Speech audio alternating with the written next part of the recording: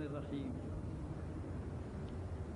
الحمد للہ رب العالمین والصلاة والسلام علی سید المرسلین وعلی آلہ وصحبہ اجمعین اما بعد۔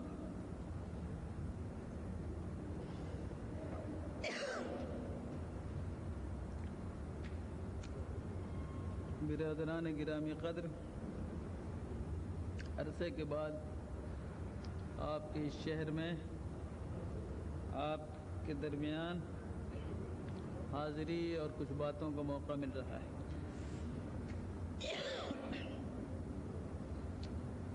مجھے احساس ہے کہ مجھے آنے میں تاخیر ہوئی اور آپ کو انتظار کرنا پڑا، اس کے لیے میں معذرت خواہ ہوں۔ آج کی گفتگو کا جو موضوع ہے وہ ہے مسلمانوں کے لیے جو اللہ کی طرف سے تعلیمات ہیں اور جو حضور اقدس جناب رسول اللہ صلی اللہ علیہ وسلم کی ہدایات ہیں، ان کو اب چند حصوں میں تقسیم کر سکتے ہیں۔ ایک حصہ تو عبادات کا ہے جو اللہ اور اس کے بندوں، خالق اور مخلوق کے درمیان جس طرح کا تعلق اور ایک دوسرے کے جو حقوق، بندوں پر جو حق اللہ کا ہے جسے ہم عبادت کہتے ہیں، یعنی 5 وقتوں کی نماز، روزہ، زکوٰۃ، حج اور جہاد، یہ اللہ کے خاص حقوق ہیں بندوں پر۔ جان دینی ہو تو جہاد ہے، مال خرچ کرنا ہو تو زکوٰۃ ہے، اور جہاد کا مفہوم کچھ اور عام ہے، یعنی جان دے دینا ہو اللہ کے دین کے غلبے کے لیے، یا پورا مال خرچ کر دینا ہو، یا دنیا کی تمام پرکشش چیزیں جن کی طرف انسان مائل ہوتا ہے اس کو اللہ کے راستے میں خرچ کر دینا، یہ جہاد ہے۔ متعینہ حقوق جو مال پر ہیں انہیں زکوٰۃ کی صورت میں ادا کیا جاتا ہے، اور روزانہ زندگی کے کچھ خاص اوقات اللہ تعالیٰ اپنی بندگی کے لیے خاص فرماتے ہیں جنہیں 5 وقتہ نماز کی صورت میں آپ ادا کرتے ہیں۔ اور مال اور جسم دونوں کی تکلیفیں جھیلنا پڑتی ہیں حج کے اندر، وہ سفر کرنا پڑتا ہے اللہ کے گھر کی زیارت کا، یہ حج کا فریضہ ہے۔ اس کے علاوہ اللہ تعالیٰ نے کچھ چیزوں کو جائز کیا ہے اور کچھ چیزوں کو منع فرمایا ہے۔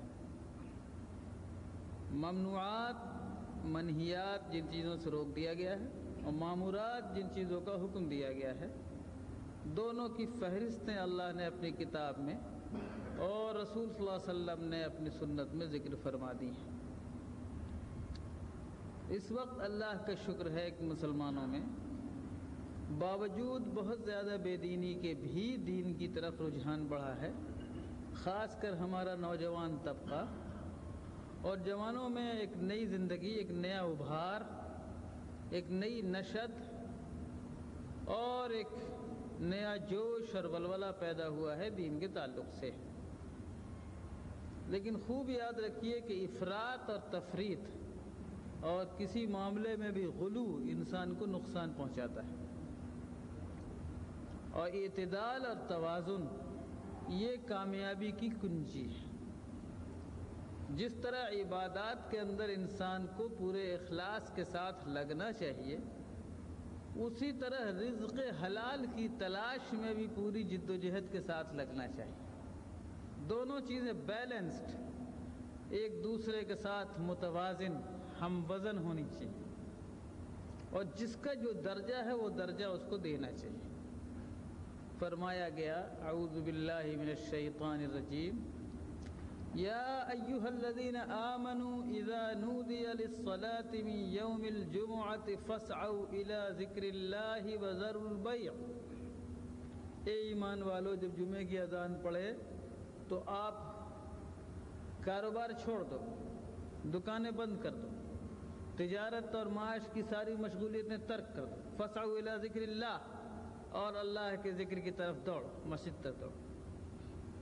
تمہیں خسارہ نظر آئے، گھاٹا نظر آئے، نقصان دکھائی پڑے، لیکن یہ سارے نقصان جھوٹے اور دھوکے کے ہیں، تمہارے لیے نتیجے اور انجام کے اعتبار سے یہی بہتر ہے کہ تم مسجدوں کی طرف دوڑو۔ اس وقت کاروبار کرنا خیر نہیں ہے۔ فَإِذَا قُضِيَتِ الصَّلَاةُ، نماز پوری ہو گئی، اب کیا کرو؟ اب یہ نہیں ہے کہ بیٹھے رہو مسجد میں، نہیں۔ فَإِذَا قُضِيَتِ الصَّلَاةُ فَانتَشِرُوا فِي الْأَرْضِ، اب پوری زمین میں پھیل جاؤ، وَابْتَغُوا مِن فَضْلِ اللَّهِ، اور اللہ کی پھیلائی ہوئی روزی کی تلاش میں لگ جاؤ۔ یہ ہے رزق حلال کی طلب کا حکم۔ دونوں باتوں کا حکم دیا گیا، روزی حلال تلاش کرنا اور اللہ کی عبادت میں کوئی کوتاہی نہیں کرنا۔ ہمارے یہاں عام طور پر خوشی کی بات ہے کہ نماز، روزے، زکوٰۃ، حج کے مسائل سے بڑی حد تک لوگوں کو دلچسپی ہے، لیکن معاملات کے جو احکام ہیں، کاروبار اور تجارت کے جو احکام ہیں، ان کے بارے میں عام طور پر غفلت ہے کہ کیا حلال ہے اور کیا حرام ہے۔ اس کی طرف عام طور پر توجہ نہیں ملتی۔ وقت بھی زیادہ نہیں ہے، بہت تھوڑا سا وقت ہے۔ میں اشارتاً آج ایک دو اصولوں کے بارے میں آپ سے بیان کر دینا چاہتا ہوں۔ پہلی تو بات یہ جان لیجیے کہ اسلام دولت کے ارتکاز کو پسند نہیں کرتا۔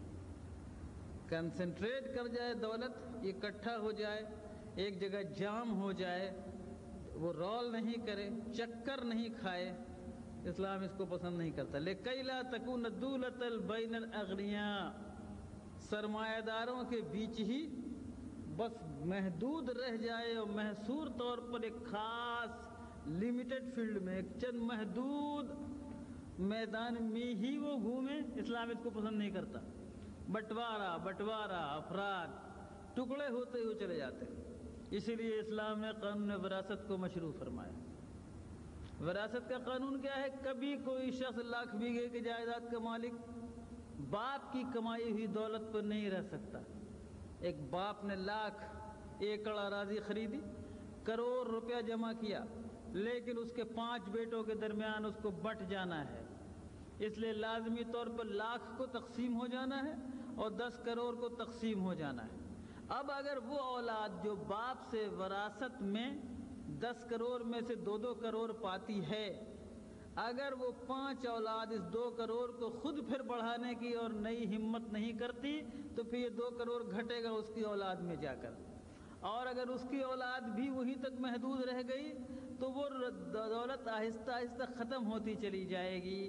اور اگر اس نے باپ سے ملی ہوئی دولت اپنی جگہ، لیکن اپنی جد و جہد اور حوصلے اور عزم سے اس نے کچھ کمانے کی کوشش کی، تو باپ کے چھوڑے ہوئے مال کو یہ بڑھا سکے گا، گھٹائے گا نہیں انشاءاللہ۔